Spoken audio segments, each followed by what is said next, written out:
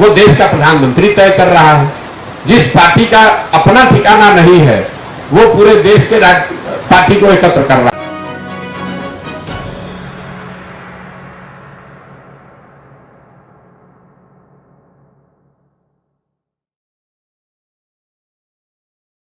नीतीश कुमार जो है, हम ज्यादा उस पर टिप्पणी नहीं करेंगे वो क्या कर रहे हैं। तो एक उदाहरण आपको याद दिला देते हैं। 2019 में एक आंध्र प्रदेश के मुख्यमंत्री थे चंद्रबाबू नायडू। वो इसी भूमिका में थे जिस भूमिका में नीतीश कुमार आने का प्रयास कर रहे हैं। नीतीश कुमार की तो 42 को एमएलए है, लंगड़ी सरकार है। वो तो उस राज्य में बहुमत की सरकार चला रहे थे और यही भूमिका उन्होंने भी शुरू किया था। बंगाल, पूरा देश का दौरा कर रहे थे कि अब हम खड़ा करेंगे। नतीजा क्या हुआ? आंध्र प्रदेश में उनका एमपी घट के हो गया 23 विधायक जीते, सत्ता से बाहर हो गए। तो नीतीश कुमार को बिहार की चिंता करनी चाहिए। अपना ठिकाना है नहीं। मैंने आपको वही कहा, जिस पार्टी का 0 एमपी है वो देश का प्रधानमंत्री तय कर रहा है।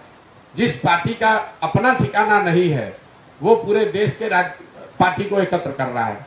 नीतीश कुमार जी कल परसों गए थे कलकत्ता में ममता बनर्जी के साथ। आप लोग बड़ा खबर रिपोर्ट कर रहे हैं, तो आप लोगों को पूछना यह चाहिए था कि क्या समझौता हो गया। क्या ममता बनर्जी कांग्रेस को सीट कंसीड करने के लिए तैयार हो गई कि ममता बनर्जी लालू नीतीश के पार्टी को बंगाल में चुनाव लड़ाएंगी, या लालू नीतीश ये कहने को तैयार है कि भाई टीएमसी बिहार में आकर एक सीट भी देंगे। वो हमसे ज्यादा जानते हैं ममता बनर्जी को। नीतीश कुमार को कौन पूछता है वहां?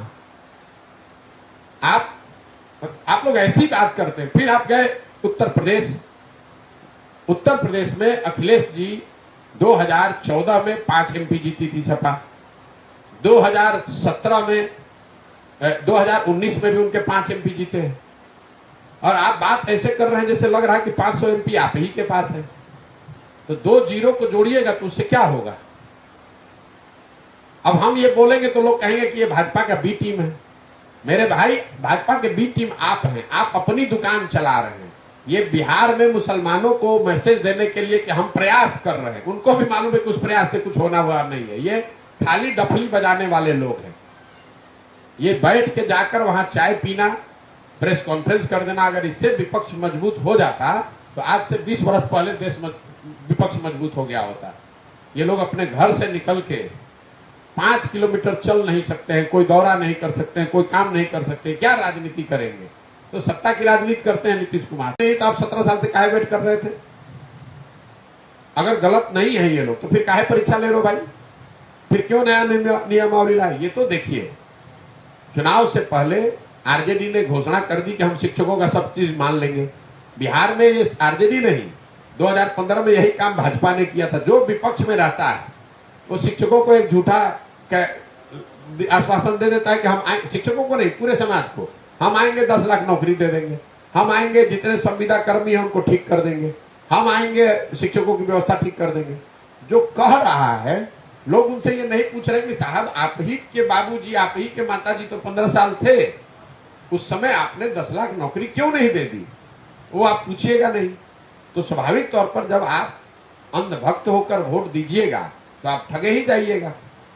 अगर आप अंधभक्त होकर प्रशांत किशोर से भी जुड़िएगा, बहुत लोग हमको कहता है कि आप तेजस्वी के 10 लाख नौकरी की बात कर रहे हैं, मोदी की बात नहीं कर रहे। हम तो दोनों की बात कर रहे हैं। हम अपनी भी बात कर रहे हैं कि अगर मैं भी आपको कह रहा हूं कि आकर यहां नौकरी दे दूंगा, तो जब तक मैं उसका कोई कार्यक्रम न दूं कि नौकरी कैसे दूंगा, तो मैं भी आपको ठगूंगा। तो यहां लोगों को तो पूछना ही नहीं है। कोई आया कहा मैं 10 लाख नौकरी दे दूंगा। भाई तेजस्वी यादव ने कहा था पहले कैबिनेट में दे दूंगा। अब आप बंगाल, उत्तर प्रदेश कहां कहां घूम रहे हैं, घूमिए। कैबिनेट हो रही कि नहीं हो रही पहले ये बताइए। अगस्त से आप कैबिनेट में बैठे हुए हैं, रोज आप ट्वीट कर रहे हैं, पत्रकारों से बात कर रहे हैं। तो ये बताइए कि पहले कैबिनेट के बजाय 100 कैबिनेट हो गया, नौकरी क्यों नहीं मिल रही है?